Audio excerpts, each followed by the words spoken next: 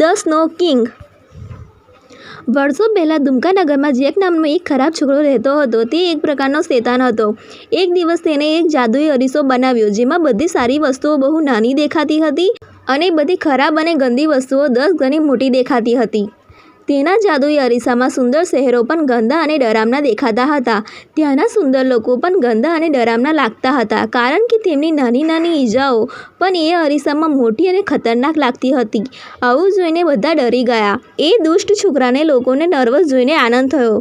તે તેના અરીસાના જાદુથી ખૂબ ખુશ થતો હતો। તેણે શહેરમાં એવા લોકોનો સમુદાય બનાવ્યો હતો જેઓ તેમના જેવા જ ખરાબ હતા। વિશ્વભરમાં સારા લોકોને તે અરીસામાં કેદ કરીને તેમના સમુદાયમાં સામેલ કરવાનો પ્રયાસ કરી રહ્યો હતો। આવું વિચારીને તે રોજ નવા નવા શહેરોમાં જતો, સારા લોકોને અરીસો બતાવતો, તેમને કેદ કરીને પાછો પોતાના શહેરમાં મોકલતો।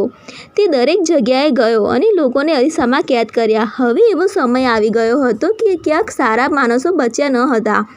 બધા એ અરીસામાં કેદ હતા। હવે તેને થયું કે શા માટે અરીસાને સ્વર્ગમાં લઈ જઈને પરીઓને કેદ કરીએ। એમ વિચારીને તે સ્વર્ગ તરફ ચાલ્યો ગયો। આ અરીસાની ખાસ વાત એ હતી કે વધુ ઊંચાઈ પર તે સરળતાથી હાથમાંથી સરકી જતો હતો। આ કારણથી તેને બહુ ઊંચો ન લઈ ગયો, પણ આજે કોઈક રીતે તેને ઊંચા લઈ જતા અરીસો થોડી ઊંચાઈએ પહોંચતા તેના હાથમાંથી સરકીને જમીન પર પડ્યો અને તેના લાખો ટુકડા થઈ ગયા। આના કારણે તે અરીસાની ખરાબ અસર ખૂબ જ ઝડપથી ફેલાઈ ગઈ।